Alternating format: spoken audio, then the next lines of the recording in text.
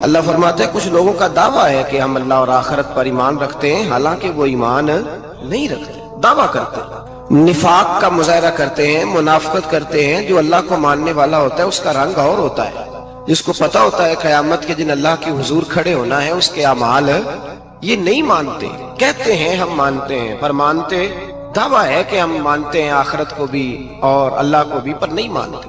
قیامت قائم ہونا ضروری ہے، اگر وقوع قیامت نہ ہو تو ظالم کی تو موجیں لگ گئیں، جابر تو موج کرے گا، فاسق اور فاجر تو کہیں گے دنیا میں بھی ہم اپنے اقتدار کے زور پر جیتے رہے، آج بھی ہمیں پوچھنے والا کوئی نہیں۔ عقلاً نقلاً قیامت کا قائم ہونا ضروری ہے۔ قیامت قائم ہوگی تو مظلوم کو اس کے ظلم پر داد رسی کی جائے گی اور ظالم کو سزا ملے گی۔ ایک آدمی ساری زندگی دنیا کے اندر لوٹ مار کرتا رہا، دھوکہ فریب فراڈ کرتا رہا، اس کی راتیں شراب و کباب میں گزر گئیں، وہ مرے اور بات ختم ہو گئی، ٹھیک ہے موج کر کے چلا گیا۔ ایک آدمی ساری زندگی اس نے اللہ تبارک و تعالیٰ کی رضا کے لیے اپنی نظر کی حفاظت کی، زبان کی حفاظت کی، یہاں تک کہ دل کی بھی حفاظت کی، وہ بھی مرے تو معاملہ ختم ہو گیا۔ اس طرح تو پھر سرکش کا کچھ بنے گا ہی نہیں، نظام زندگی ساری اس کی سوچ ختم ہو کے رہ جائے گی اگر قیامت قائم نہیں ہوتی۔ قیامت کا قائم ہونا حق ہے، اس لیے قرآن مجید نے ایک جگہ پہ نہیں 20 جگہ پہ یہ بیان فرمایا ہے کہ قیامت ضرور قائم ہے، قیامت، اور وہ قائم ہو کر اپنے سارے لوازمات سمیت قائم ہوگی۔ میرے نبی پاک صلی اللہ علیہ وسلم نے فرمایا مظلوم کو حق ملے گا، ظالم کو سزا ملے گی۔ جابر اس دن اللہ کی بارگاہ میں رسوا کیے جائیں گے، جن پر جبر کرتے رہے انہیں اللہ کے حضور سے عطا کیا جائے گا۔ قیامت کا وقوع ہونا ضروری ہے، اور قیامت تو جب قائم ہوگی تب ہوگی۔ دنیا میں بھی ایسا ہوتا ہے، ظلم کا انجام ٹھیک نہیں ہوتا، جبر کا انجام، جھوٹ کی زندگی لمبی نہیں ہوتی، دھوکے فریب فراڈ ملمہ سازی، ان چیزوں کی عمریں اللہ نے تھوڑی رکھی ہیں۔ وقتی طور پر ظالم کو، دھوکے باز کو، جابر کو جو مہلت ملتی ہے وہ سمجھتا ہے میری سیاست کام کر رہی ہے، وہ سمجھتا ہے میں بڑا دانا ہوں، بڑا چلاک ہوں، دیکھ لو اتنے ظلم کے، جبر کے، دھوکے کے باوجود بنا ہوا ہوں۔ حالانکہ اللہ کی طرف سے اسے مہلت ملتی ہے اور بڑا ہی مہربان ہے۔ مہلت اس طرح دیتا ہے کہ میرے نبی پاک علیہ السلام نے فرمایا جب میرا مسلمان نیکی کرتا ہے تو اللہ فرشتوں سے فرماتا ہے 70 گنا بڑھا کے لکھ لو اس کی نیکی، 70 گنا، اور جب گناہ کرتا ہے تو اللہ فرماتا ہے ٹھہر جاؤ ابھی لکھنا نہ، اسے ٹائم دو۔ یا اللہ کتنا؟ فرمایا 24 گھنٹے تو دو، ہو سکتا ہے توبہ کر لے، یہ اس کی مہربانی ہے۔ اب وہ جو اللہ نے مہلت دی ہے نا کہ شاید توبہ کر لے، لوگ سمجھتے ہیں میری چالاکی کی وجہ سے نظام سیٹ چل رہا ہے، میں بڑا تیز ہوں، 2 4 5 باتیں بولتا ہوں سب صحیح ہو جاتا ہے۔ لوگ اس کو اپنی دانائی سمجھ لیتے ہیں، حالانکہ وہ اللہ کی طرف سے۔ فرعون نے کئی 100 سال حکومت کی اور اس طرح اس نے ظلم کیے کہ لاکھوں اور ہزاروں بچے قتل ہی کرا دیے، 12,000 عورتوں کے پیٹ میں حمل تھا اس نے ضائع کرا دیا۔ جب حضرت موسیٰ علیہ السلام اپنی قوم کو لے کے نکلے، رستے میں دریا آ گیا، فرعون پیچھے لگا ہوا تھا، وَإِذْ فَرَقْنَا بِكُمُ الْبَحْرَ فَأَنْجَيْنَاكُمْ، اللہ فرماتے تمہارے لیے میں نے دریا کو پھاڑا اور تمہیں نجات دے دی، وَأَغْرَقْنَا آلَ فِرْعَوْنَ، اور فرعون کو غرق کر دیا، وَأَنْتُمْ تَنْظُرُونَ، تم کھڑے دیکھ رہے تھے۔ اب جب حضرت موسیٰ دریا کے کنارے پہنچے تو فرعون بھی پیچھے آیا۔ فرعون لوگوں سے کہا کرتا تھا کہ میں کہتا ہوں تو دریا چلتا ہے، میں کہتا ہوں تو ہوائیں آتی ہیں، میرے حکم کے پابند ہے سارے۔ جاگ رہے نا آپ حضرات، غور فرمائیے گا بات پر۔ دعویٰ تھا اس کا کہ میں کہتا ہوں تو نظام زندگی چلتا ہے۔ اب جب دریا کے کنارے پہنچی حضرت موسیٰ علیہ السلام تو اللہ نے حکم دیا کہ آپ عصا ماریں۔ جناب موسیٰ نے عصا مارا، 12 رستے بن گئے۔ اب حضرت موسیٰ کی قوم گزر رہی تھی تو فرعون سے پوچھنے لگے کہ تو کہتا تھا میرے حکم سے چلتا ہے، تو وہ تو حضرت موسیٰ نے ڈنڈا مارا ہے تو رستہ بن گیا ہے۔ باز نہیں آتا انسان باز بہانے بڑے ہیں اس کے پاس، بڑی دلیلیں ہیں، جھوٹ سچ بول کے اپنے آپ کو مطمئن کرتا ہے، آخر دم تک تبدیل ہونے کو تیار نہیں ہوتا، دلیلیں گھڑتا رہتا ہے، بناتا رہتا ہے، شور کرتا ہے جان بوجھ کے۔ بھئی تو کہتا تھا میرے چلانے سے چلتا ہے، تو باز ابھی بھی نہیں آیا، کہنے لگا میں نے ہی حکم دیا ہے کہ ذرا پھٹ جا، مجھے یہ زندہ چاہیے۔ باز رسی جل گئی، بال کہنے لگا میں نے ہی کہا ہے دریا کو کہ یہ مجھے زندہ چاہیے، میرے بھاگے ہوئے ہیں تو اس لیے پھٹا ہے، تو آؤ میرے ساتھ دریا کراس کریں۔ تو پتا تو ان کو بھی تھا نا جتنا تو رب بنا ہوا ہے، پتا تو تھا، سارے جانتے تھے۔ کہنے لگے تو پہلے کراس کر، اگر تو بچ گیا تو ہم بھی پیچھے آتے ہیں۔ اب چاروں ناچار۔ ایک روایت تو یہ ہے کہ یہ جب خدائی کا دعویٰ کرتا تھا نا، تخت پہ بیٹھا ہوتا تھا، تو ایک دن حضرت جبریل آئے اس کے پاس انسانی شکل میں، تو کہنے لگے میں بڑی دور سے آیا ہوں تو ایک مسئلہ پوچھنا تھا. کہا پوچھو. کہنے لگے ایک غلام تھا کسی بادشاہ کا, تو بادشاہ نے اسے تھوڑی دیر کے لیے ایک علاقے کی سربراہی دے دی. کتنی دیر کے لیے؟ کتنی دیر کے لیے ہمیں سربراہیاں ملتی ہیں؟ کیوں جی؟ تھوڑی دیر کے لیے ملتی ہے نا. تھوڑی دیر کے لیے سربراہی دے دی ایک غلام کو. ذرا بات کو سمجھیے. حضرت جبریل پوچھتے ہیں, کہتے ہیں سربراہی مل گئی, اب وہ مالک ہی بن کے بیٹھ گیا ہے, وہ بات ہی نہیں سنتا. اس کو تھوڑی دیر کے لیے بنایا تھا, وہ تو خدائی کا دعویٰ کرنے لگا ہے. آپ بتائیں اس کا انجام کیا ہونا چاہیے؟ یہ مسئلہ پوچھنے آیا ہوں. تو فرعون کہنے لگا اس کا انجام یہ ہے کہ اسے پانی میں گوتے دے دے کے مار دے. انجام کیا ہے؟ بولیے بولیے, کیا انجام ہے؟ کیا انجام ہے جی؟ پانی میں. اللہ اکبر, اپنی سزا تجویز کر رہا ہے. اس کی سزا کہ اسے پانی میں گوتے دے دے کے مارو ظالم کو. اسے تھوڑی دیر کے لیے بنایا تھا اور وہ چھائی گیا ہے, قبضہ ہی کر گیا ہے. حضرت جبریل کہنے لگے جی آپ لکھ کے دے دیں گے؟ کہنے لگا لاؤ لکھ دیتے ہیں. لکھوا لیا. جناب جبریل رکا لے کے تشریف لے گئے.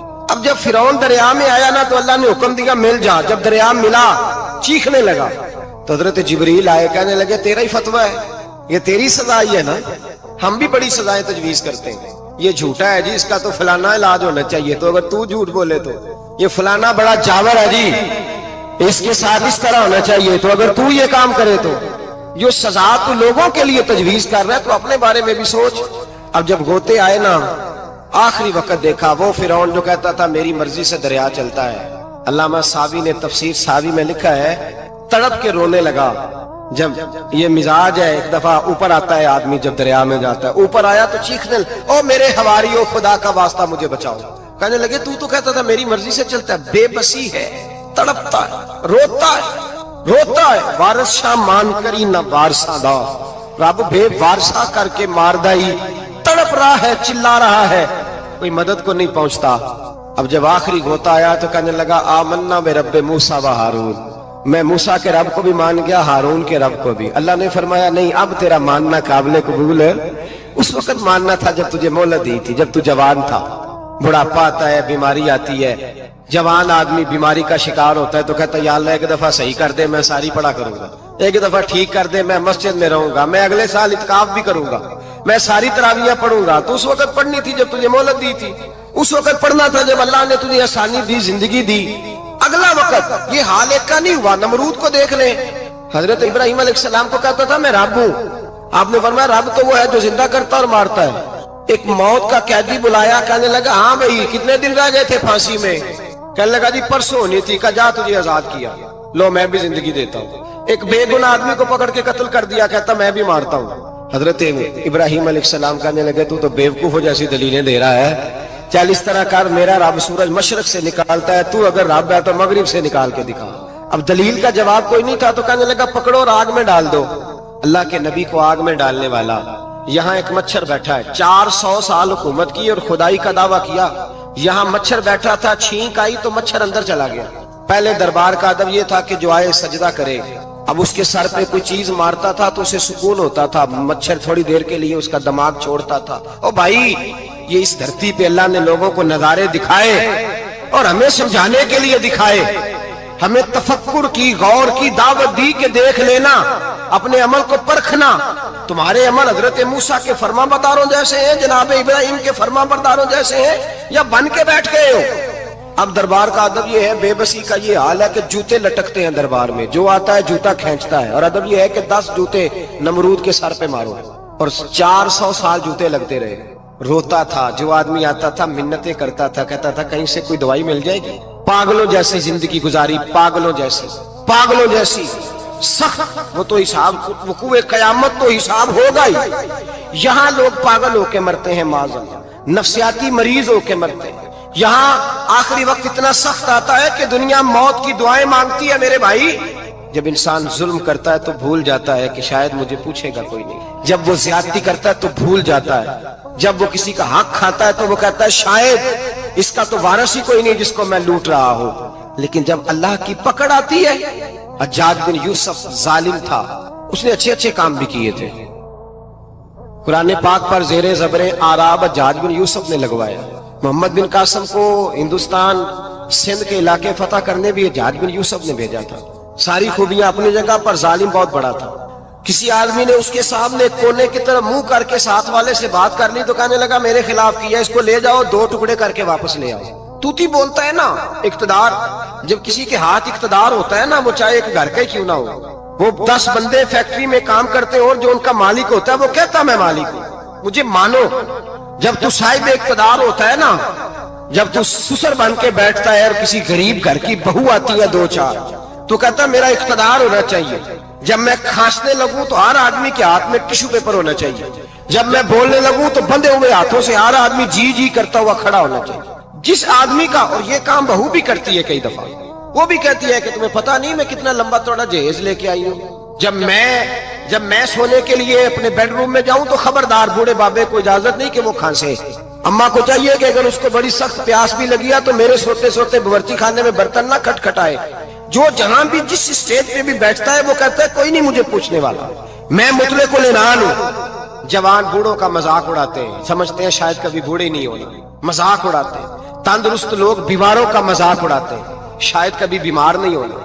حجاج بن یوسف ظالم تھا، ظلم کرتا تھا، زیادتی کرتا تھا۔ حضرت سعید بن جبیر ایک تابعی بزرگ تھے، اتنے بڑے بزرگ تھے کہ ساری رات نماز پڑھتے تھے، سارا سال روزہ رکھتے تھے۔ ایک دن انہوں نے ممبر پہ بیٹھ کے کہا کہ حجاج ظلم سے باز آ جائے ورنہ اللہ کی لاٹھی بڑی بے آواز ہے۔ اللہ کی لاٹھی، اس کا کیا مطلب ہوتا ہے؟ اس کا مطلب ہے جب رب کی لاٹھی چلتی ہے تو اس کی آواز، جی اس کا پہلے کوئی پیغام، وہ پہلے اعلان نہیں کرتا کہ تگڑے ہو جاؤ لاٹھی چلنے لگی ہے، لاٹھی چلتی ہے پر اس کی آواز، سمجھ آ رہی ہے میری بات کی؟ جمعۃ الوداع کے لیے تشریف لانے والے احباب خاص غور فرمائیے گا۔ حجاج بن یوسف کو پتا چلا کہ حضرت سعید بن جبیر نے میرے خلاف بات کی، بلا لیا، کہنے لگا تو نے میرے خلاف بات کی ہے؟ فرمانے لگے کی ہے۔ کہنے لگا تجھے پتا ہے میں قتل کر دوں گا؟ آپ فرمانے لگے نہ تو زندگی کا مالک ہے نہ موت کا مالک ہے، تو کیسے قتل کر؟ کہنے لگا تجھے پتا ہے میرا؟ فرمایا میں نے تجھے نہیں، میں نے تو کئی شداد، کئی حماد، کئی قارون، کئی فرعون، کئی نمرود دیکھے، کئیوں کی داستانیں سنی، تو کون ہے؟ تو چھوٹا سا ہے۔ ایک جملہ ہے ملا جلال الدین رومی کا، بڑے درویش تھے، ایک بات کہہ گئے، کہنے لگے نمرود جتنے پیسے نہیں، فرعون جتنی حکومت نہیں، قارون جتنی دولت نہیں، ورنہ فرمانے لگے میرے زمانے میں بھی کئی لوگوں کا خدا بننے کو دل کرتا ہے، کئی لوگوں کا دل کرتا ہے، لیکن نمرود جتنے پیسے، فرعون جتنی طاقت اور قارون جتنی دولت نہیں، ورنہ ہو سکتا ہے لوگ دعویٰ کر جائیں معاذ اللہ ثم معاذ اللہ۔ یہ آج سے کئی 100 سال پہلے وہ کہہ رہے ہیں، آج تو حالات بڑے ابتر ہیں، اس کی نسبت خطرناک۔ فرمانے لگے حضرت سعید بن جبیر تو زندگی موت کا مالک نہیں، کہنے لگا پکڑو، قتل کرو اسے، لے جاؤ۔ جب پکڑ کر کھینچ کر لے جا رہے تھے نا تو حضرت سعید بن جبیر مسکرانے لگے۔ ظالم کے سامنے مسکرائے تو اس کو بڑا غصہ آیا، یہ میرا مذاق اڑاتا ہے؟ بلا لیا، ادھر آؤ، کیوں مسکرا رہے ہو، کیا ہوا؟ تو حضرت سعید بن جبیر کہنے لگے میں مسکرا رہا ہوں تیری بیوقوفی پر اور اپنے اللہ کی دی ہوئی ڈھیل پر، میں مسکرا رہا ہوں کہ یا اللہ کیا بات ہے، کیا تیرا شان ہے، کیسے لوگوں کو ڈھیل دی ہوئی ہے، میں مسکرا رہا ہوں تیری بیوقوفی پر کہ تو سمجھتا ہے شاید مجھے پوچھنے والا کوئی نہیں۔ کہنے لگا اس کو باہر نہ لے جاؤ، میرے سامنے قتل کرو۔ ٹھیک ہے جی، قتل کرنے لگے تو حضرت سعید بن جبیر نے منہ کعبے کی جانب کر لیا، انی وجہت وجہی للذی فطر السماوات والارض حنیفا وما انا من المشرکین۔ جب آپ نے یہ آیتیں پڑھی نا کہ میں نے منہ کر لیا ہے اپنے رب کی جانب، کرو مجھے قتل، کہنے لگا نہیں نہیں، اس کا منہ پھیرو، کعبے کی طرف ہو کے قتل نہ ہو، ہے ظالم پر پاگل ہو گیا ہے۔ حضرت سعید بن جبیر کے حوصلے نے شکست دے دی، ناکام ہو گیا، مخبوط الحواس ہو، کہنے لگا اس کا منہ پھیر دو۔ جب کعبے سے پھیرا تو آپ فرمانے لگے للہ المشرق والمغرب فانما تولى فثم وجه اللہ۔ اللہ فرماتا ہے تو مشرق اور مغرب سارا ہی اللہ کا ہے، جدھر بھی منہ کرو گے ادھر اللہ ہی اللہ ہے، جدھر بھی منہ کرو گے ادھر اللہ ہی اللہ ہے، چاروں جانب پھیر دے، جدھر منہ پھیرنا ہے تو نے پھیر دیا منہ۔ حضرت سعید بن جبیر کے گلے پہ خنجر رکھا تو آپ نے ہاتھ اٹھائے، کہنے لگے اے اللہ میرے بعد اسے کسی اور پر مسلط نہ کرنا، میرے بعد کسی اور پر مسلط نہ، بس میں آخری ہوں۔ جب آپ ذبح ہوئے تو اتنا خون نکلا، اتنا خون نکلا کہ لوگ کہتے ہیں جتنا اونٹ کے وجود سے نکلتا، تر ہو گیا سارا اس کا دربار۔ ایک سمجھدار آدمی کو بلا کے کہنے لگا اتنا خون میں نے پہلے کبھی، میں نے بڑے بندے قتل کرائے ہیں پر اتنا خون نہیں نکلا۔ تو وہ کہنے لگے لوگ مر جاتے، مرتے وقت ڈر جاتے ہیں، سہم جاتے ہیں، خون سکڑ جاتا ہے، لگتا ہے یہ شخص جب دنیا سے گیا ہے تو ڈٹ کے گیا ہے، یہ ڈٹ کے گیا ہے دنیا سے۔ حجاج بن یوسف رات کو سویا तो तड़प के उठा। क्या हुआ? घर वाले कहने लगे क्या हुआ? कहने लगे सईद बिन जुबैर ख्वाब में आए और कहते हैं उठ मुझे बता तूने मुझे क्यों कत्ल किया, बता बता क्यों मारा। अगली रात फिर सोया तो वही ख्वाब, फिर सोया तो वही। गुनाह नफ्सियाती मरीज बना देता है, जुल्म तुझे मखबूतुल हवास कर देता है। जब तू ज्यादती करता है तो अल्लाह फरमाते हैं कि तू अल्लाह को भूलता है, अल्लाह तुझे अपना आप भुला देता है। फिर तू भूल जाता है, फिर तू सीधे रास्ते पे चलता है पर भटक जाता है, फिर तू सही रास्तों का तायुन करके भी गुमराह होता है, फिर तू रोज वही गाड़ी चलाता है पर अब जब तू ब्रेक लगाता है तो नहीं लगती। जब गुनाहों के साथ तू मखबूतुल हवास होता है, तू रोज वो कारोबार करता है, लेकिन जब तेरे गुनाह तुझे घेर लेते हैं फिर उसी कारोबार में तू नुकसान उठाता है। हज्जाज बिन यूसुफ तड़पता है, रोता है, यहां तक कि बीमार हो गया। पेट में दर्द होती है, पता नहीं क्या हुआ, तकलीफ होती है, पता नहीं। सारे हकीम तबीब डॉक्टर कोई ना समझ सका कि बीमारी क्या है। जो बीमारियां खुदाई होती हैं उनका लोगों को पता, जो आजमाइशें रब की जानिब से होती हैं वो डॉक्टरों के हत्थे नहीं चढ़ती। जो तकलीफें अल्लाह देता है उनका हकीम तबीब इलाज नहीं कर पाते, मुश्किल। और शिफा उसी वक्त होती है जब अल्लाह देना चाहे, और जब रब भी देना ना चाहे तो बड़े बड़े डॉक्टर कहते हैं कि हमारे बस की बात नहीं रही। बगदाद से हकीम आए, पेट देखा, कहने लगे ना तेरे मैदे में कोई दिक्कत है, ना तेरे जिगर में, ना किसी और जगह, माजरा क्या है? एक आखिरी इलाज है, आखिरी। वो क्या? गोश्त का छोटा सा टुकड़ा धागे के साथ बांध के मुंह में डाला और फिर एक बारीक सा तिनका लेके उसको अंदर डालने लगे गले में। वो गोश्त का टुकड़ा जब हलक के अंदर उतर गया, उस हकीम ने वापस खींचा तो कैसे ऐसी बदबू आई जैसी कभी सूंघी न थी। जानवर कीड़े मकोड़े लगे हुए बाहर निकले और जब देखा तो जितने महल में लोग बैठे थे चिल्लाते हुए निकल गए कि ये क्या मुसीबतें हैं। हकीम भी उठ के दौड़ने लगा। कहा तुझे क्या हुआ? कहने लगे हज्जाज तेरी बीमारी जमीनी नहीं, तेरी मुसीबत जमीनी नहीं। कहा मेरी मर्ज तक तुम क्यों नहीं पहुंच पा रहे? तो कहने लगे लगता है तू बद्दुआ का मरीज है, लगता है तू जुल्म का मरीज है, तू जबर का मरीज है। तड़पता रहा, सिसकता रहा। एक वक्त वो भी आया कि घर वालों ने कमरे में बंद करके ताला लगा दिया, दीवार से टक्करे मारता। ओ भाई, जो गुनाहों के बीमार होते हैं उन्हें शिफा नहीं होती, जो जुल्म जबर बर्बरियत के बीमार होते हैं उन्हें सुकून कल्बी मुयस्सर नहीं आता। दवाइयां उन बीमारियों की बनी हुई हैं जो बीमारियां जमीनी हैं, जो बीमारियां खुराक की बदपरहेजी से होती हैं, जो गुनाहों की बदपरहेजी से होती हैं। उनकी बीमारियां, उनकी शिफा तौबा है, उनकी शिफा रुजू इल्लाह है, उनकी तौबा अल्लाह से माफी मांगने से शिफा होती है। हज्जाज जब मरने लगा तो बुलाया, ये रंग भी जरा मुलाहिजा कीजिएगा, दो चार करीबियों को बुलाया। पता होता है ना अपने करतूतों का आदमी को, पता सारा है सरदार मुकीतियां, तो पता होता है सारा। बुला के कहने लगा जब मैं मर जाऊं तो मुझे रात को दफन करना। क्यों भाई, औरत है? कहने लगा नहीं, रात को दफनाना। ठीक है, रात को दफना देंगे। फिर कहने लगा जब सुबह हो जाए तो सुबह होने से पहले पहले मेरी कब्र जमीन के बराबर कर देना, निशान मिटा देना। का वजह तू कलमा पढ़ता है, हुजूर का हुक्म है कि कब्र कम अज कम एक बालिश, एक गेट ऊंची होनी चाहिए जमीन से कम अज कम, तो तू तेरी कब्र मिटा दे। वजह पता होता है अपने जुल्मों का। कहने लगा मुझे पता है लोग मेरे मरने के बाद मेरी कब्र भी नहीं छोड़ेंगे। दुनिया में तो मेरे जबर की वजह से कोई आ ना सका, लेकिन मेरी कब्र भी लोग जनाजों में बातें शुरू कर देते। जनाजों में मैंने ऐसी भी दास्तानें सुनी है कि कोई मरा तो लोग जूतों का हार कब्र पे डाला है। नहीं भाई, तू जब जिंदा था तो तेरे जबर जुल्म की वजह से नहीं को बोल सका। एक तो है कयामत में हिसाब होगा, यहाँ दुनिया में हिसाब होने लगता है। इतनी लंबी जुबानें लोगों की लटक कर मरते वक्त बाहर निकल आती हैं। दुआ करें, जुमा है, अल्लाह ताला ईमान की मौत अता फरमाए। दुआ फरमाए रब ताला, अल्लाह तबारक व तआला तौबा करके जाने की तौफीक अता फरमाए। जागे जागे और सुने और दुआ करे, ए अल्लाह तू हमें जुल्म से वैसे ही महफूज फरमा। अगर हम ज्यादती करने लगे तो ए अल्लाह हमें उससे मना फरमा, हमें उससे तू ये तौफीक दे कि हम बाहर आ जाए उस गुनाह से। मेरे भाई, एक तो दुनिया में सजा है, फिर कयामत की सजा है, और वो ज्यादा सख्त है, वो ज्यादा सख्त है। हम लोगों ने ना हीले बहाने बड़े बनाए हुए हैं। बैंक के साथ कारोबार करने वाला कहता है नहीं नहीं मजबूरन लिया है, मजबूरन। मर रहा था तू, आखिरी लबों पे था तो जायज है, जायज है। उस वक्त जब तुझे खाने को लुकमा न लगे तो हराम खाना भी जायज है। क्या दिक्कत थी? क्यों अल्लाह रसूल के मुकाबले में खड़ा हुआ तू? क्यों सूद का धंधा किया? क्या तकलीफ थी? क्या कहां तू उलझ गया था? ہم جان بوجھ کے اپنے لیے جہنم کٹھی کرتے ہیں، پھر کہتے ہیں سکون نہیں زندگی میں. کہاں سکون آئے گا؟ کیسے آئے گا؟ ہم نے خود آگ لگائی ہے چمن میں اپنے. جو قیامت کی سزا ہے، میرے نبی پاک علیہ السلام نے فرمایا رب تمہیں سامنے کھڑا کرے گا. اور کس طرح کھڑا کرے گا؟ فرمایا لوگوں کے وجود سے کپڑے اتر جائیں گے، زمین اس طرح دہکے گی جس طرح تانبا زمین پہ رکھا جائے اور آگ جلائی جائے. تانبا دیکھا آپ لوگوں نے؟ یہ بھی گرمی گزری ہے نا، تو فرش پر جب سورج پڑتا تھا تو ننگے پاؤں چلا نہیں جاتا تھا. صحیح کہہ رہا ہوں؟ ننگے پاؤں، بچے کا پیر زمین پہ لگتا تو چیخ اٹھتے ہیں، کہتے ہیں وہ جل گیا پیر. حالانکہ یہ فرش دنیا کے.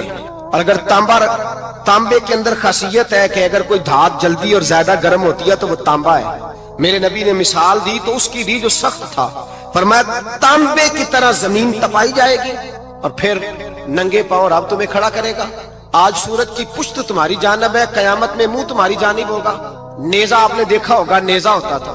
فرمایا یہ جو تم نیزے دیکھتے ہو صرف 1.25 نیزے کے برابر سورج قریب آ جائے گا اور پھر اللہ تمہیں سامنے کھڑا کر کے تم سے سوال جواب کرے گا. اور حضور نے کہہ دیا ہے تو اب کسی نعت خواں کے کہنے سے بات بدل سکتی، کسی پیر کے کہنے سے جملہ بدل سکتا، کسی خطیب کے کہنے سے فکر نہ کرنا وہ سامنے جنت پڑی ہے. اب بات بدل سکتی. خدا کی رحمت پر بھروسہ رکھنا ضروری ہے، نبی پاک کی شفاعت کی امید رکھنا. بولیے. لیکن جو حضور نے بیان کیا ہے اس کو ماننا بھی یہ بھی ضروری ہے. میرے نبی پاک نے فرمایا اللہ تم سے حساب لے گا اور اللہ پوچھے گا، تم نے جواب دینا ہے. حضور کس کس شے کا؟ فرمایا جو پہنتے ہو اس کا جواب نہیں دینا، جو کھاتے ہو اس کا جواب نہیں دینا، جو اللہ کے راستے میں دیتے ہو اس کا جواب، باقی ہر شے کا جواب دینا ہے. ادھر جو پلاٹ ہے اس کا بھی جواب دینا ہے، اور جو وہ جو بچوں کو پیسے بتائے ان کا بھی جواب دینا ہے، جو چھپائے ہیں ان کا بھی. ثم لتسألن یومئذ عن النعیم.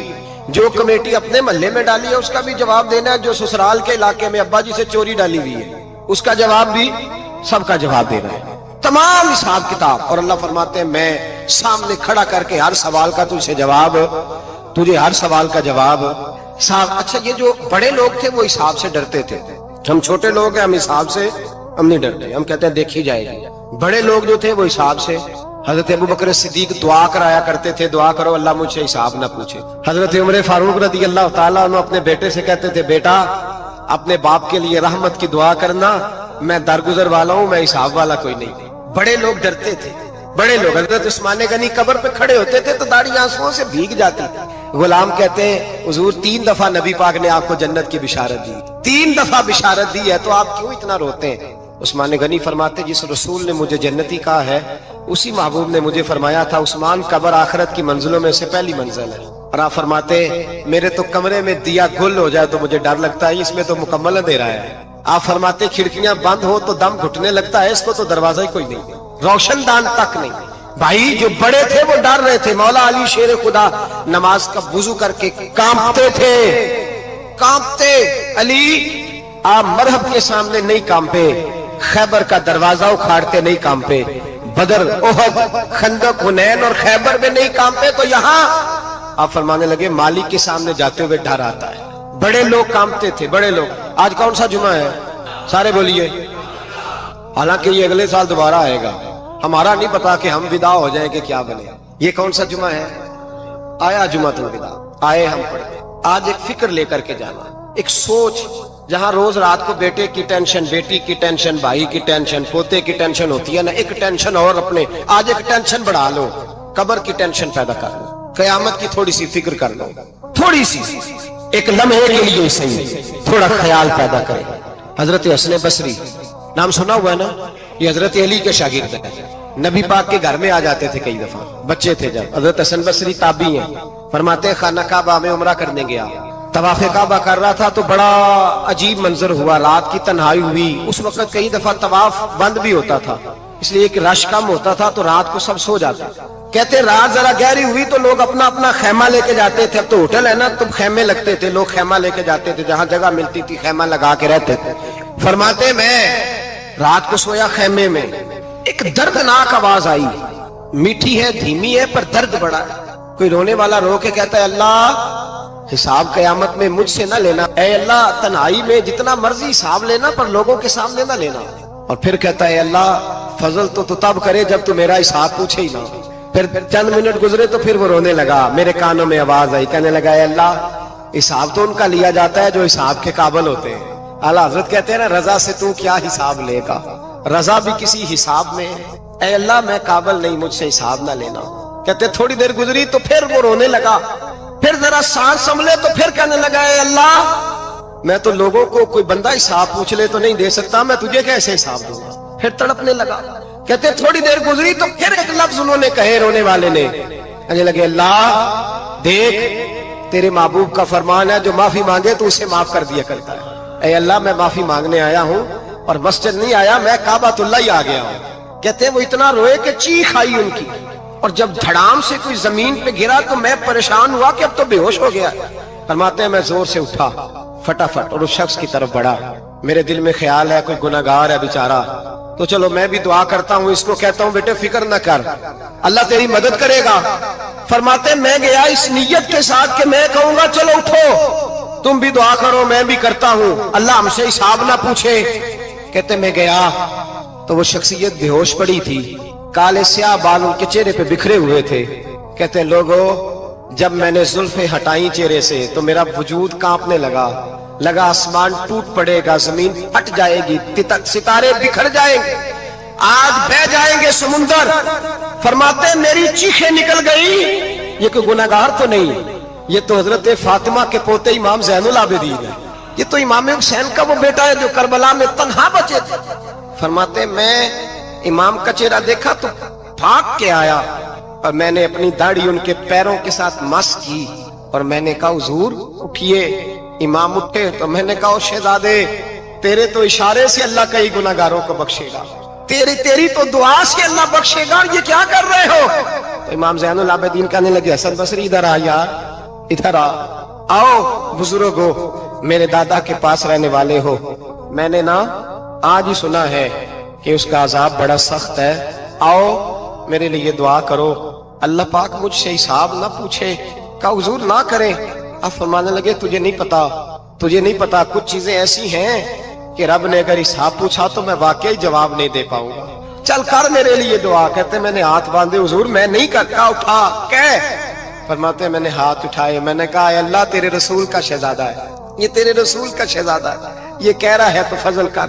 ओ भाई जो बड़े थे वो तो तड़पते थे, सिसकते थे। वो अली हीती कहते खाना काबा में पत्थर पे सर रगड़ रगड़ के कोई बूढ़ा कह रहा था ऐ अल्लाह अव्वल तो हिसाब ना लेना और अगर लेना तो मुझे अंधा करके उठाना, मैं तेरे नेक बंदों के सामने शर्मिंदा नहीं। इकबाल रो पड़े।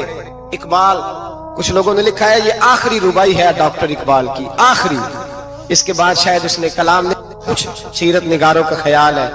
इकबाल मदीने की तरफ मुंह करके कहने लगे तू गनी अजहर दो आलम मन फकीर, अल्लाह तू गनी है मैं तो फकीर हूँ, रोज मक्शर उज्र हाय मन पजीर। ऐ अल्लाह अव्वल तो मेरा कोई उज्र कबूल कर लेना मक्शर के दिन, और अगर ना करना हुआ अगर तुम्ही बीनम हिसाबम ना गुजीर, अगर जरूर ही मेरा हिसाब लेना है, ऐ अल्लाह अगर तूने जरूर लेना है, ऐ अल्लाह अगर जरूर ही लेना हिसाब, अव्वल तो मेरा उज्र मान लेना, मेरी कमजोरी पे रहम करना, ऐ अल्लाह मेरे बुढ़ापे पर मेरी कमजोरी पर रहम करना, अगर जरूर हिसाब लेना है अज निगाहे मुस्तफा पिन्हा बगीर, तो ऐ अल्लाह जरा हुजूर की निगाहों से ओझल करके लेना। ऐ अल्लाह मुझे शर्म आएगी, मेरे मुस्तफा करीम फरमाएंगे मैं तो तुझे हर बात समझा के आया, एक जगह तेरी रहनुमाई करके आया, तू कैसे अमल कमा, जरा ओझल करके अज निगाहे मुस्तफा पिन्हा बगीर, जरा हुजूर की आंखों से ओझल करके साइड पे करके लेना, मैं बर्दाश्त नहीं कर पाऊंगा। हजरते वो अली इती कहते हैं बाबे ने सर रखा हुआ है और कहते अल्लाह मुझे अंधा करके उठाना। फरमाते मैं गया, मैंने कहा चलो मैं दुआ करता हूँ जाके। फरमाते जब मैंने जाके बुजुर्गों की कमर पे हाथ रखा, उनका चेहरा देखा तो ये कोई गुनाहगार तो नहीं, ये तो बगदाद के पीर अब्दुल कादिर जिलानी है, ये तो महबूब सुभानी गौ से समदानी है, ये तो वो शख्स है जो कदम लगाए तो अल्लाह विलायत अता करता है। जो बड़े थे वो डर रहे थे। मोइनुल मिल्लत वद्दीन अताए रसूल हिंदुल वली गरीब नवाज हजरत ख्वाजा मोइनुद्दीन अजमेरी रहमतुल्लाह अलैह, ख्वाजा कुतुबुद्दीन बख्तियार काकी को तन्हाई में बुला के कहने लगे मोइनुद्दीन सैयद ज़ादा है, मोइनुद्दीन हुजूर के खानदान में पैदा हुआ है। मोइनुद्दीन से इसके पीर को बड़ी उम्मीदें थी। मोइनुद्दीन को रसूल पाक ने हिंदुस्तान भेजा था, पर कुतुबुद्दीन यार मोइनुद्दीन तबलीग का हक नहीं अदा कर सका। हजरत ख्वाजा कुतुबुद्दीन कहने लगे हुजूर 90 लाख तो मुसलमान कर दिए, और क्या हक था? फरमाया नहीं, जब तू तहज्जुद की नमाज पढ़े ना बेटा, अपने लिए दुआ मांगना तो खुदा से कहना मौला मेरे पीर की कोताहियां माफ कर। वो जिस एजाज का था वो काम नहीं कर सकता। जो बड़े थे उनकी तो बातें बड़ी थी। ये जो हम छोटे आए हैं ना, नए टिकटें देते फिरते हैं, टिकटें। बेनमाजी जाहिल अनपढ़ पीर टिकटें बांटता है लोगों को, तू भी बख्शा है, तू भी बख्शा है। वो 90 लाख लोगों को राय हक पर लगा के भी कहते थे नहीं, हक तो ये है कि हक अदा ना हुआ, हक तो ये है कि हक कोई शाही पल्ले नहीं। डटा हुआ खड़ा है मुसलमान, डटा हुआ। ये हिसाब सुने। किसी ने हजरत अबू हुरैरा से कहा कि कोई ऐसी हदीस सुनाओ जो आपको भी बड़ी महबूब हो। हजरत अबू हुरैरा ने चीख मारी, रोने लगे और बेहोश हो गए। फिर हिलाया, पानी पिलाया, उठे, कहा हुजूर बात की थी, हदीस सुनाए। फिर रोने लगे। हमें तो नहीं ना रोना आता, हमें तो तब आता है जब बेटा बात ना माने, हमें तो तब आता है जब कारोबार में नुकसान हो जाए, हमें तो तब रोना आता है जब हमारा कोई दोस्त हमारे बारे में गलत बात कर दे, बेइज्जती दुनिया की हो जाए। हजरत अबू हुरैरा 3 दफा होश आया, 3 दफा रोए और कहने लगे अजीजो ये वो वाली हदीस है कि मैं सोचता भी हूं तो मैं तड़प उठता हूं। कहा कौन सी हदीस? तो हजरत अबू हुरैरा कहने लगे मैंने नबी पाक से सुना है कयामत में सबसे पहले उलमा का हिसाब होगा, सबसे पहले उलमा का। रब करीम फरमाएगा तुम्हारी दीन के नाम पर बड़ी मौजें थी, तुम्हारे बड़े पोस्टर छपते थे, लाइनें बना के लोग तुम्हारे हाथ चूमते थे, लोग तुम्हारी घड़ी को भी चूमना अपने लिए सादत समझते थे। बताओ मेरे रसूल के नाम पर खाने वालों क्या करके आए हो? अमल बताओ, अमल। मौज बड़ी की ना तुमने, बताओ अमल। उलमा आलिम अर्ज करेगा अल्लाह मैं जगह जगह तेरे रसूल के दीन की बात करता था, मैं कुरान के दर्स देता था, मैं रातें बेदार रह के तैयारियां करता था, मैं जो बन सका किया। रब फरमाएगा नहीं, तूने तो इसलिए किया था कि लोग तुझे पीर साहब कहें, मौलाना साहब कहें, तेरे नारे लगाए तो लगे नहीं फिर तेरे नारे, फिर लोगों ने लंबे लंबे अलकाबात पुकारे नहीं तेरे। हुजूर सैयद आलम अलैहिस्सलाम फरमाते पहला हिसाब उसका लेगा जो आलिम कहलाता था। रब पूछेगा तुझे ताकत दी, हिम्मत दी, बोलने की सलाहियत दी, अपने फजल से दी, बता क्या कमा के आया है। हजरत अबू हुरैरा रोते हैं, कहते हैं मैं भी तो हदीसें सुनाता हूं, मैं भी तो आलिम हूं, मेरे पीछे भी तो लोग भागते हैं। लोगों बताओ अगर अल्लाह ने अबू हुरैरा से पूछा तो क्या जवाब देगा? अल्लाह फरमाएगा उलमा के लिए बुखारी मुस्लिम है, ये उठाओ और जहन्नम में डाल दो। इमाम गजाली फरमाते हैं अगर किसी आलिम को सजा मिली तो सबसे सख्त आलिम को मिलेगी। दुआ फरमाए अल्लाह मेरे जैसे लोगों को हिदायत का रास्ता अता फरमाए, और जो कहते हैं समझते हैं अल्लाह उस पर अमल की तौफीक अता फरमाए। फरमाया हजरत अबू हुरैरा ने दूसरे नंबर पर सखी अल्लाह की बारगाह में खड़ा किया जाए, मालदार। रब फरमाएगा बोल कुछ ऐसे भी थे जिनके पास शाम की रोटी नहीं थी, तुझे मैंने तेरी तिजोरी भर के तुझे दौलत अता की, तुझे विरासत में मैंने मुरब्बे दिए, जायदादें दी। बता वो कुछ वो थे सवेरे मजदूरी करने जाते थे, कमा के लाते थे, हजारों रुपया तेरी बैंक में पड़ा था, बता क्या किया तूने? ऐ अल्लाह मैंने मस्जिद में दिए, मदरसे में दिए, 30 दिन इफ्तारियां पकाता रहा। अल्लाह फरमाएगा तू झूठ बोलता है, तू सारा कुछ इसलिए करता था कि लोग तुझे सखी कहे।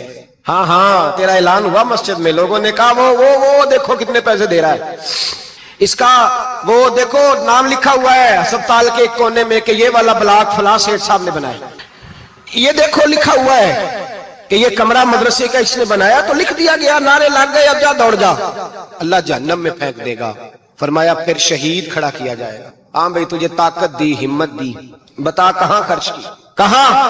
ए अल्लाह शहीद ही हो गया। फरमाया वो तो इसलिए हुआ था कि लोग तुझे शहीद कहें, बहादुर कहें, तेरे नाम पे रोड का नाम रखा जाए, तमगाए हुस्ने कारकर्दगी मिले, सो मिल गया। मेरे लिए बता क्या करके आया है मेरे लिए, इसे उठाओ और जहन्नम में फेंक दो। भाइयों अजाब कड़ा है, अजाब सख्त है, हिसाब सख्त है, और जो हिसाब लेने वाला है उसको। मैं ना तरावी हो रही थी तो कारी साहब ने एक सूरह यासीन शुरू की, वमताजुल यौमा अय्युहल मुजरिम। अल्लाह फरमाता है क़यामत में मैं कहूंगा मुजरिम जो है ना वो सफों से बाहर आ जाए, सफों से बाहर आ जाए। एक हमारे फिजिक्स के टीचर होते थे तो बड़ी सख्त छड़ी मारते थे, तो जब वो कद भी बड़ा था, जलाल भी बड़ा था और उसूल बड़े अच्छे इंसान थे लेकिन सख्त थे, तो मुझे याद आता था कि जब वो सवेरे आके कहते थे जिसने काम नहीं लिखा वो बाहर निकल आए। दो किस्म की चोट लगती थी। एक तो ख्याल ये आता था कि शर्मिंदगी बड़ी होगी कि सारे स्टूडेंट बैठे हैं और 2 3 4 उनको कहा वहां मुर्गे बन जाओ, बड़ी शर्म आती थी।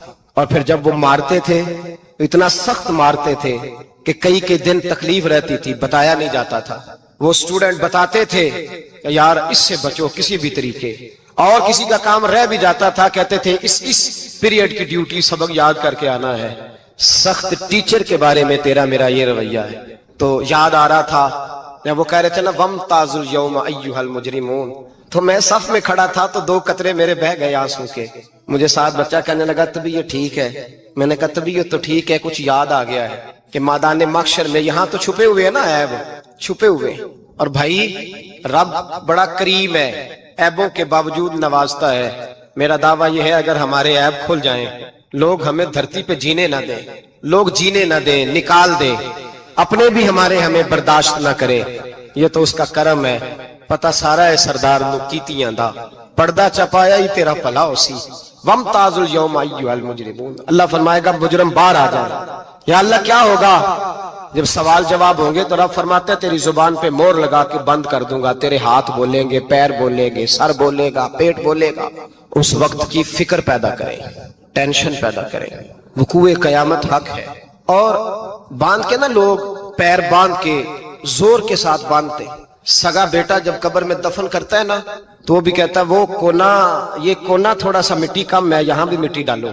पहले लोग रोजाना जाते हैं, फिर हफ्ते के बाद, फिर महीनों बीत जाते हैं। कुछ कब्रें ऐसी भी हैं जिन पे खड़े हों तो लगता है कब्रें रो रही हैं और कहती हैं जाओ मेरे घर वालों से जाके कहो कोई फेरा ही लगा जाए। तो एक दफा आए तो सही, कोई मट्टी नहीं डालता। बादशाहों की कब्रें रोती हैं, सरमायादारों की कब्रें रोती हैं, कोई जाता नहीं। इतने इतने मोटे सुराख है कब्रों में, आप अपने शहर के कब्रिस्तान फिर के देख ले, सुराख है। ओ भाई हजरत मौला अली शेर खुदा कब्रिस्तान गए तो पहले रोने लगे, फिर कहने लगे कब्रों वालों क्या हाल है तुम्हारा? तो आप फरमाते हैं मुर्दा मुझे अंदर से बोल के कहने लगा अली कफन फट गया, हड्डियां टूट गई, माल तो दे आए थे वारसों को पर हिसाब हमें देना पड़ रहा है, तू बता पीछे क्या हालात है? तो हजरत अली कहने लगे तुम्हारी बीवियों ने और निकाह कर लिए, तुम्हारे दोस्तों ने नए दोस्त बना लिए, तुम्हारी औलादों ने तुम्हारे बगैर जीना सीख लिया, तुम्हारी जायदादें बट गईं, तुम्हारा पैसा तकसीम हो गया। पहले तो कोई तुम्हारा नाम लेता था, अब तो तुम्हारा जिक्र खत्म हो गया। अब तो 1-2 नस्ल तक तुम्हारा जिक्र था, अब तो तुम्हें याद ही कोई नहीं करता। कहते हैं लोग यहाँ कोई रहा करता था, यहाँ कोई हुआ करता था, अब तो तुम किस्सा पारीना, किस्सा माजी हो गए। हिसाब का वक्त करीब है, करीब आ गया वक्त। अल्लाह फरमाते इक़्तरब लिन्नासि हिसाबुहुम वहुम फी गफलतिन मुरिदून। फरमाया हिसाब का वक्त करीब आ गया है तो अभी भी गाफल है। जुमातुल विदा एक परेशानी लगाने का इरादा था, बड़ी परेशानियां पाली है, एक परेशानी और पाल लो। जिसको ये परेशानी लग जाए उसकी अमल संवरने लग जाता है। ये परेशानी पाल लो कि अगर मुझे हिसाब देना पड़े। हजरत उमर का फरमान, आप फरमाया करते थे अपना हिसाब खुद कर लो, कबल इसके कि अल्लाह तुम्हारा हिसाब करे। खुद कर लो अपना हिसाब, खुद खाते ठीक करके रखो, चेक करके रखो। मेरी दुआ है अल्लाह पाक हमें उनमें शामिल करे जिनको वो माफ करने वाला है। नहीं जानते ये तो कयामत में राज खुलेगा ये किस शान वाला आदमी। हजरत अब्दुल्ला इब्ने मसूद रदी अल्लाह ताला के हजरत उबई बिन काब की शान क्या है, वो किस पाए के कारी कुरान है। लेकिन चूंकि एतराफ़ करता हूँ हमने सहाबा किराम अलैहिम रिदवान की अजीम जिंदगियों से उस तरह से कौम को आशना नहीं किया जो हमारी जिम्मेदारी थी। मैं आपको सच बताऊं, जिंदगी संवारने के लिए, रहमदिली पैदा करने के लिए, माल और दौलत इसका हकीकी मसरफ क्या है ये समझने के लिए, मखलूक खुदा के साथ एक मोमिन का रवैया क्या होना चाहिए, इसको समझने के लिए और जिंदगी को कैसे समेट के रखना है اپنے آپ کو کیسے بچا کے رکھنا ہے، کس خوبصورتی کے ساتھ محتاط انداز میں قدم آگے بڑھانا ہے، یہ اگر کسی نے سیکھنا ہے تو سیدنا صدیق اکبر سے سیکھے۔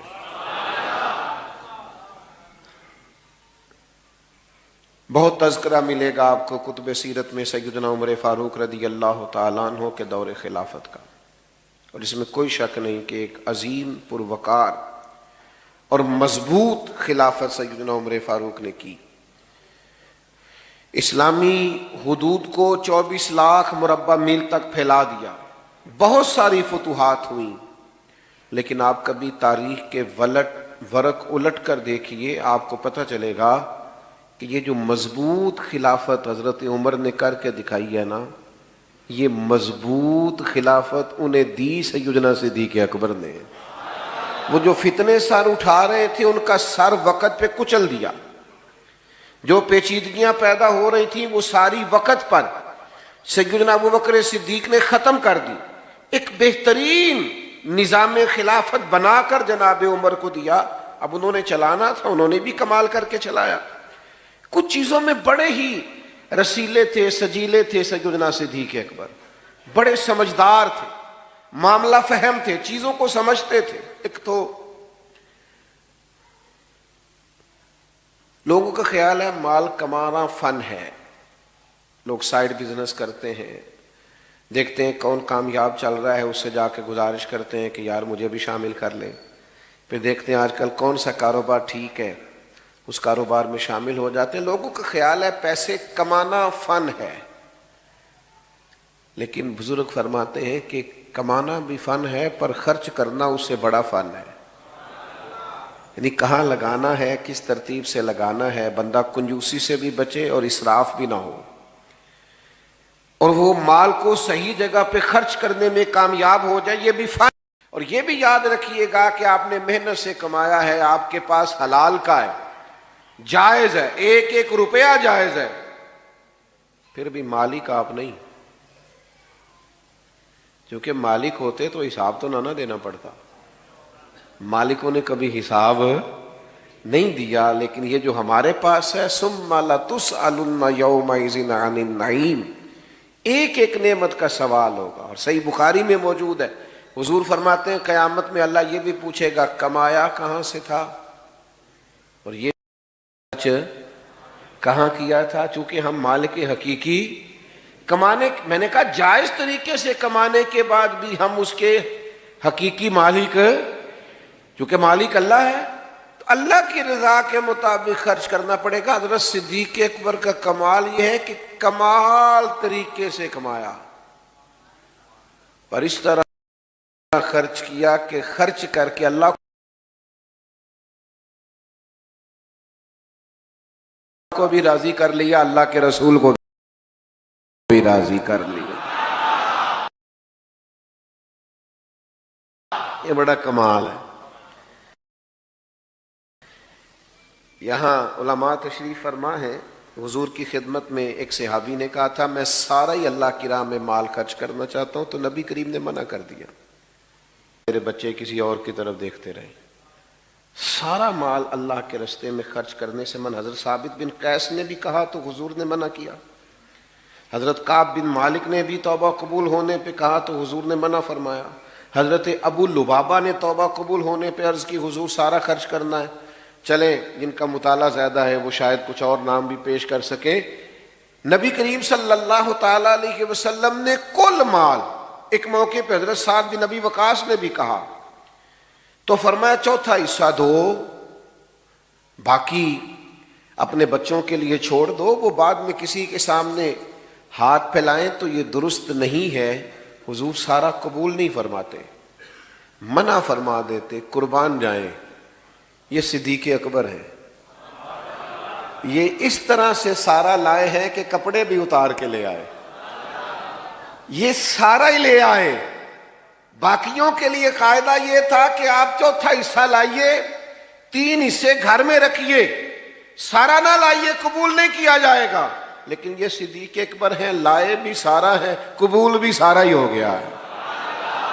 لٹایا راہ حق میں گھر کئی بار، 1-2 بار نہیں، लुटाया राह हक में घर कई बार, इस मोहब्बत से कि लुट लुट कर हसन घर बन गया सिद्दीक अकबर का। कई हजार दिनार थे घर में पड़े हुए और हिजरत के लिए हुजूर के साथ जाना है, तो जरा इंतजाम करना देखिए। अपने बेटे से कहा कि सारा दिन कुफार की बातों पर नजर रखना, शाम में गारे सौर में आके बताना। ये इंतजामात देखिए, ये हिजरत हो रही है, ये बज़ाहिर एमरजेंसी है, ये मुश्किल हालात हैं। इस तरह की मुश्किलात में, इस तरह की एमरजेंसी में इस तरह के इंतजामात नहीं होते। बेटे से कहा सारा दिन खबर रखना और रात को आके गौरे सौर में इत्तला देना। गुलाम से कहा कि सारा दिन बकरियां साइडों पे चराना, शाम हो जाए तो जरा गार के करीब ले आना, हुजूर को ताज़ा दूध मिलना चाहिए।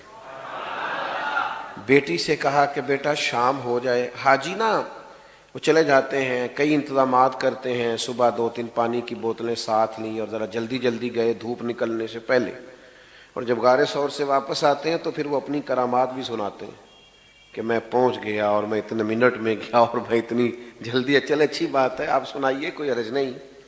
हालांकि अब रास्ते भी बन गए और रास्ते में 2-4 जगह सस्ताने का बंदोबस्त भी है, खाने पीने का इंतजाम भी है, आप जा भी रहे हैं, आ भी रहे हैं। उस खातून का अंदाजा करते हैं जो रात को जाती थी, लोग सो जाते जाती थी और इस तरह जाती थी कि रास्ता भी नहीं था। हजरत अस्मा बिनते अबी बकर सिद्दीक, वालिद का हुक्म है कि ताज़ा खाना महबूब को पहुंचाना है। ये बंदोबस्त देखिए, कई हजार दिनार घर में मौजूद थे जब हिजरत के लिए जा रहे थे, वो सारे साथ ले लिए। लुटाया राह हक में घर कई बार, वो सारे ले लिए। और वालिद नाबीना है, जनाब अस्मा से कहा कि छोटे छोटे रोड़े डाल के ऊपर उसके बोरिया डाल देना, और अगर वालिद पूछे ज्यादा पैसे तो नहीं ले गए तो उनका हाथ लगवा देना, उन्हें महसूस हो कि रकम यही है। घर क्या छोड़ के आए हो? तो जवाब तो ये था ना कि सारा ले आया हूं। लेकिन हजरत सिद्दीक अकबर सूफी है ना, अर्ज करने लगे हुजूर घर अल्लाह छोड़ आया हूं, अल्लाह का रसूल छोड़ आया हूं। भरा हुआ है घर मेरा, भरा हुआ घर, अल्लाह और उसका रसूल मौजूद है, रब रसूल का नाम हमारे पास मौजूद है। तो ये देखिए, खर्च करना भी एक कमाल है, यानी आप खर्च करके अल्लाह की रजा हासिल कर रहे हैं। फिर उनकी जिंदगी का एक अहम पहलू है अल्लाह की मखलूक से मोहब्बत करना। गरीब सियाने नहीं होते, चूंकि अक्लमंद होने के लिए भी पैसों की जरूरत है। हमारे पंजाबी में एक मिसाल है कि जिदे घर दाने ओदे कमले भी सियाने, यानी कि जिसके जेब में पैसे हों, वो बावला भी हो ना तो वो सियाना ही होता है। और आप मालदार आदमी, मुफ्ती भी वो खुद ही होता है, लेक्चरार भी होता है, वो आपको बहुत सारी नसीहतें करता है, आप सुन रहे होते हैं। उसकी खूबी क्या है? उसके पास है तो वो देता है। वो तो कई मालदार तो इल्ला माशाअल्लाह ऐसे होते हैं, वो मशवरे दे दे के परेशान कर देते हैं, इतने ज्यादा मशवरे। गरीब समझदार नहीं होता, वो गलतियां करता है, बार बार करता, क्योंकि मेरी गुर्बत ने किया मुझको जमाने में बदनाम, वो तेरी दौलत है जिसने तेरे से भी दौलत भी। गरीब बहुत सारी कमजोरियां कमियां दिखाता है। हजरत अब्दुल्ला इब्ने मसूद, गालबन हजरत अबू मसूद अंसारी रदी अल्लाह तआला अन्हु से आदमी है, उन्होंने अर्ज किया था हुजूर मैं अपने गुलाम को कितना को माफ करूं एक दिन में? तो महबूब ने फरमाया 70 दफा तो माफ करना चाहिए एक दिन में। बड़ा मुश्किल काम है, 7 दफा नहीं माफी देते लोग। ये कि मखलूक से प्यार, अल्लाह के बंदों से मोहब्बत, यानी उन्हें पता चला कि हजरत बिलाल हबशी रज़ी अल्लाह तआला अन्हु को तकलीफ दी जा रही। अजीब मामला था कि एक गुलाम को आजाद करना और इस तरह से महंगे दामों खरीदना और आजाद करना, ये बड़ा अनोखा काम था। आप कुरान मजीद का 30वां पारा पढ़िए کچھ لوگوں نے تو یہ کہنا شروع کر دیا تھا کہ ابو بکر صدیق پر کوئی احسان لگتا ہے بلال حبشی کا، ورنہ اتنے بڑے پیسے مفسرین نے لکھا ہے، لوگوں نے کہنا شروع کر دیا کہ اتنے سارے پیسے خرچ کر کے غلام کو آزاد کرانا سمجھ میں نہیں آتا، لگتا ہے ان پر کوئی احسان ہے۔ تو اللہ نے قرآن مجید میں فرمایا کوئی احسان نہیں، وہ تو رب کی رضا چاہتے ہیں۔ بھائی مخلوق سے محبت محض اللہ کی رضا کے لیے، محض اللہ کی رضا کے لیے۔ آپ کے والد نے آپ سے کہا بھی، اور صرف حضرت بلال حبشی کو نہیں خریدا، کئی غلاموں کو خریدا، والد نے کہا بھی کہ بلال آپ کچھ ایسے لوگوں کو خریدیں جو بعد میں آپ کا احسان مانتے ہوئے آپ کے کام بھی آئیں۔ تو حضرت صدیق اکبر نے کہا میں جو کر رہا ہوں رب کی رضا کے لیے کر رہا ہوں۔ اور اس پر تھوڑی معنویت پیدا کی زندگی میں، معنویت، یعنی 3 دن ہوئے تھے حضرت صدیق اکبر کے وصال کو۔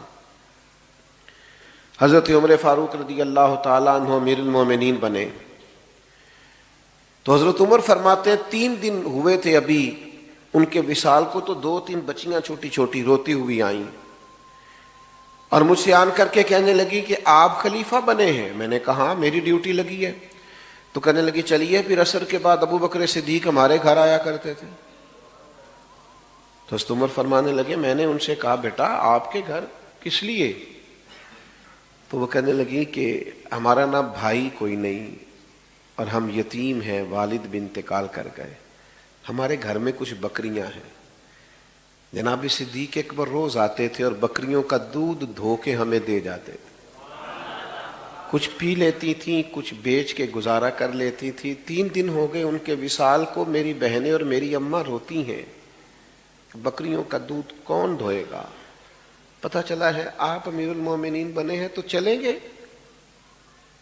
تو حضرت عمر فاروق اٹھے اور داڑھی مبارک پر آنسوؤں کے قطرے گرنے لگے، فرمانے لگے بیٹا مجھے تمہارے گھر کا نہیں پتا، تم آگے آگے چلو میں پیچھے پیچھے چلتا ہوں۔ ابھی گلی سے گزر ہی رہے تھے کہ ایک صحابی ملے، کہا امیر المومنین کہاں جا رہے ہیں روتے ہوئے؟ تو جناب سیدنا عمر فرمانے لگے یار یہ ابو بکر صدیق میرے لیے رستہ ہی بڑا مشکل کر گئے، کتنا مشکل رستہ بنا گئے، جگر راہ وفا میں نقش ایسے چھوڑ آیا ہوں کہ جس منزل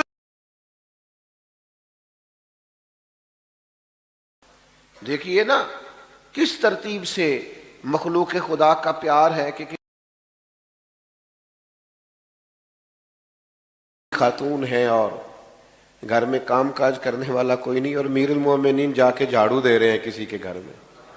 لوگوں کو آج ملتا ہی نہیں کہ بھلا ہم خدمت کریں تو کہاں سے شروع کریں، وہ جھاڑو دے رہے ہیں، برتن دھو رہے ہیں، پانی بھر کے لا رہے ہیں، خدمت کر رہے ہیں۔ او بھائیو ان لوگوں سے رستے پوچھو، اپنے لیے اہداف کا تعین کرو۔ یہ کشادہ رستے دے رہے ہیں، غیر مبہم اور واضح رستے دے رہے ہیں، ہمیں بتا رہے ہیں کہ اس طرح کر کے آنا اللہ راضی ہو جائے گا، یہ رستہ ہے اس کے قرب کے پانے کا۔ لیکن اگر مزاج اس طرح کا ہوگا تو پھر بات آگے بڑھے گی۔ اگر طبیعت اس طرح کی ہو، کچھ لوگ ایسے ہوتے ہیں جو نیکی اور تقوی کا مزاج بنا لیتے ہیں، وہ کبھی کبھی نیکی نہیں کرتے، نیکی ان کے مزاج کا حصہ ہوتی ہے اور بڑی سہولت سے ان سے نیکی ہوتی ہے، وہ مزاج کے نیک ہوتے ہیں۔ ہمارے ہاں تو لوگ خود ہی طے کر لیتے ہیں جی نہیں میں دنیا دار ہوں۔ حضرت میں کیسے آپ کو بتاؤں، ہم دنیا دار لوگ ہیں۔ تو میں نے کہا دین میں تو کوئی دنیا داری نہیں، رزق حلال کمانا تو دین ہے۔ سچا تاجر تو قیامت کے دن نبیوں کے ساتھ ہوگا۔ آپ نے کس کو دنیا بنا لیا ہے؟ ہاں آپ بددیانتی نہ کیجیے، یہ دنیا داری ہے، جھوٹ نہ بولیے، یہ دنیا داری ہے، دھوکہ نہ دیجیے۔ یہ وہ چیزیں ہیں جو دنیا داری کے عرف میں آج کل غلط طریقہ اختیار کر کے کسی چیز کا حصول کرنا، یہ تو دنیا داری ہے۔ لیکن آپ سراپا نیکی بنیے، مزاج نیکی والا ہو، طبیعت نیکی والی ہو۔ نیکیاں تو ہر روز انسان کے پاس موجود ہوتی ہیں، دین نے تو ہر وقت خیر کرنے کا کہا ہے، نیکیوں میں ایک دوسرے سے سبقت لے جانے کا کہا ہے۔ مزاج نیکی کا ہو، طبیعت نیکی کی ہو، ارادہ نیکی کا ہو، حسن نیت کے ساتھ انسان آگے بڑھنا چاہتا ہو تو اس لیکن اگر ارادہ نہیں ہے، تو پھر ٹھیک ہے، لوگوں نے بعض نیکیاں بعض چیزیں اپنے حساب سے طے کر لی ہیں، وہ اپنے حساب سے نیکی کرتے رہتے ہیں، اپنی ترتیب کے حساب سے چلتے ہیں، ٹھیک ہے، آپ کیجئے اس کام کو، کوئی منع نہیں کرتا۔ اور بعض ایسی چیزوں کو بھی لوگ نیکی بناتے ہیں جس کو ترجیحاً بعد میں ہونا چاہیے تھا، اور ترجیح فرائض کو واجبات کو دینا چاہیے تھی۔ اپنے حساب سے لوگ نیکیوں کو طے کرتے ہیں، لیکن جن کا مزاج پرہیزگاری والا ہونا، یعنی حضور نے فرمایا، یہ دیکھیے گا ذرا، فرمایا جنازے میں شرکت کس کس نے کی ہے؟ تو حضرت صدیق اکبر عرض کرنے لگے، حضور آپ نے پوچھا ہے تو بتا دیتا ہوں، میں آج جنازے میں گیا تھا۔ بھئی آج مسکین کو کھانا کس کس نے کھلایا؟ یا رسول اللہ یہ توفیق بھی اللہ نے مجھے عطا کی ہے۔ حضور نے پوچھا آج نفلی روزہ کس کس نے رکھا ہے؟ تو حضرت صدیق اکبر عرض کرنے لگے، حضور آپ کے غلام کو اللہ نے توفیق عطا فرمائی۔ آپ بات کو سمجھیں۔ اس کے لیے وہ بہت سارے لوگ کہتے ہیں میں نیک بننا چاہتا ہوں، تو میں کہتا ہوں کہ یہ تو اللہ نے آپ کی فطرت میں رکھ دیا، نیکی کیا ہے؟ مجھے بتائیے، نماز فرض ہے، اس کے لیے پی ایچ ڈی کرنے کی ضرورت ہے؟ سب کو پتہ ہے فرض ہے۔ ماں باپ کے ساتھ نیکی کرنی ہے، اس کے لیے کیا ماسٹر کی ڈگری ہونا ضروری ہے؟ سب کو پتہ نہیں۔ حلال حرام کی طبیعت تو تمیز تو انسان کے مزاج میں ہوتی ہے، اس کے لیے آپ کا ایم فل کا اسکالر ہونا ضروری نہیں۔ آپ کو پتہ ہے میں جاب کر رہا ہوں، اس میں یہ چیز میرے لیے حلال ہے اور یہ میرے لیے پتہ ہوتا ہے کہ نہیں ہوتا؟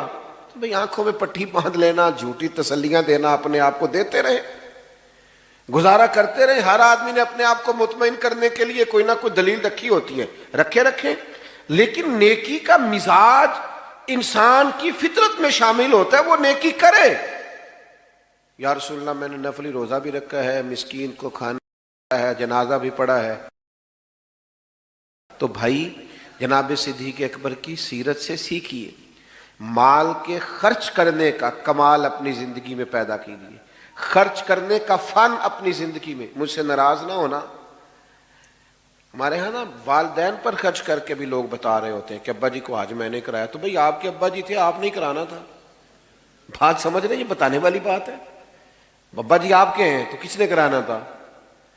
نوجوان نے عرض کی، یا رسول اللہ مجھ سے میرے والد میرا مال مانگتے ہیں۔ تو شارحین حدیث نے لکھا ہے یہ وراثت کا مال نہیں تھا، اس کا اپنا کمایا ہوا۔ ابا جی مانگتے ہیں، تو حضور نے جواب کیا دیا؟ فرمایا تو بھی اپنے باپ کا ہے، تیرا مال بھی تیرے باپ کا ہے، مانگنے کی کیا بات ہوئی؟ تو خرچ کرنے کا فن زندگی میں سیکھیے کہ اگر آپ تھوڑا سا خرچ کر کے ماں باپ کو راضی کر سکتے ہیں، آپ اللہ کی مخلوق کی خدمت کر سکتے ہیں، تو اس فن کو سیکھیے، اس پر عمل کیجیے۔ اور دوسرا میرے عزیز، مخلوق خدا سے خدمت کیجیے تو اللہ کی رضا کے لیے۔ بندوں کے شکریہ کا مزاج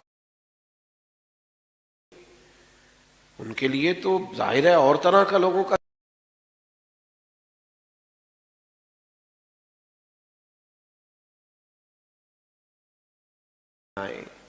آپ گندے ہوئے ہوں، آپ کی طبیعت ہو، یعنی جو نیکی بھی آپ کو ملے، نبی کریم علیہ السلام نے فرمایا تم نے نیکی کو حقیر نہیں سمجھنا، کچھ نہ ہو سکے تو اپنے بھائی سے مسکرا کے بات ہی کر لینا، اللہ صدقے کا ثواب عطا کر دے گا۔ نیکیاں اکٹھی کرتے رہو۔ تو صحابہ کی زندگیاں کشادہ رستوں کا پتہ دیتی ہیں، صاف ستھرے رستوں کا تعین ہے۔ یہ جو لوگ کہتے ہیں نا کہ ہم کدھر جائیں اور کس طرح چلیں، تو بھائی ادھر آؤ اور اس طرح چلو، جو رستہ ان لوگوں کا ہے، تیرے غلاموں کا نجات، تو کیا بھٹک سکے جو یہ سراغ لے کے چلے، اس رستے پہ چلیے، صحابہ اور اہل بیت کے طریقوں پر عمل کیجئے۔ اور ایک بات ہمیشہ اپنے ذہن میں رکھیے کہ ہمیں ان سے سیکھنا ہے، ان کی ڈگریاں نہیں چیک کرنی۔ نہیں سمجھ آئی مسئلے کی؟ ٹیچر آیا نا کلاس میں پڑھانے کے لیے، بات ختم کرنے لگا تھا تو ایک بات ذہن میں آ گئی، میں نے کہا کر دوں۔ ٹیچر آئے نا، چلیں آپ سمجھ لیں کہ فرسٹ ایئر کی کلاس بیٹھی تھی، تو ٹیچر نے آ کے کہا اردو کی کتابیں نکالیے۔ تو اردو کے ٹیچر آئے تو اب ایک صاحب اٹھ کے پوچھیں ان سے کہ سر آپ پڑھانے کے لیے آئے ہیں تو آپ ایم اے اردو ہیں، اور اگر آپ ایم اے ہیں تو پھر آپ یہ بتائیے کہ ایم فل کیا ہوا ہے آپ نے، اور اگر آپ نے ایم فل کیا ہوا ہے تو یہ بتائیے آپ میرٹ پہ ہیں کہ سفارش؟ میرا خیال ہے ٹیچر ہاتھ باندھ کے سوالوں کے جواب دے گا۔ دے گا؟ وہ کہے گا تو نکلنا کلاس سے پہلے باہر۔ اللہ کے بندے یہ مجھ سے پرنسپل سوال کرے تیرا حق نہیں بنتا، بات کی سمجھ آ رہی ہے؟ یہ تیرا حق، یہ مجھ سے پرنسپل پوچھے گا تو کون ہے؟ تو شاگرد ہے، یہ پرنسپل سوال کرے تیرا حق نہیں بنتا، بات کی سمجھ آ رہی ہے؟ یہ تیرا حق، یہ مجھ سے پرنسپل پوچھے گا تو کون ہے؟ تو شاگرد۔ کشادہ رہیں گے، اللہ تعالیٰ توفیق عمل عطا کرے۔ آخر دعوانا الحمدللہ۔ آپ دعا کریں۔ اللہم صلی علی سیدنا و مولانا محمد معدن الجود والکرم وآلہ وبارک وسلم۔ اللہ ہماری حاضری قبول فرما۔ جناب سیدنا صدیق میں غلاموں کا نذرانہ قبول فرما، ان کے رستوں، ان کے طریقوں پر چلنے کی توفیق عطا فرما، ہمارے گناہوں کو معاف فرما، ہماری غلطیوں سے درگزر فرما، علم نافع عمل صالح کی توفیق عطا فرما، سجدوں کا ذوق، عبادتوں کا شوق، اپنی یاد کی توفیق عطا فرما۔ اللہ کریم بیماروں کو شفا عطا فرما، مقروضوں کو بار قرض سے رہائی نصیب فرما، تنگ دستوں کے رزق میں وسعت فرما، امت کے حق میں رحمت والے فیصلے فرما، عالم اسلام کی مدد فرما۔ جن دوستوں نے اس بزم حسن کو سجایا، جو تشریف لائے، سب کو برکات عطا فرما۔ رب اغفر وارحم وانت خیر الراحمین، وصلی اللہ تعالی علی حبیبہ سیدنا و مولانا